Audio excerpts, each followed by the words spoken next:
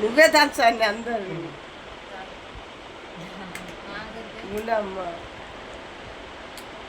మొహబ్బత్ కే షర్బత్ తాగుతుంది నా డుండ్లలో.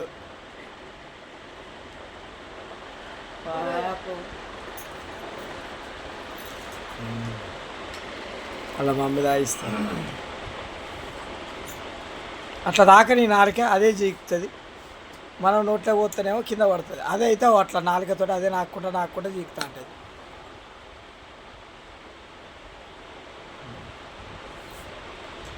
మంచింది.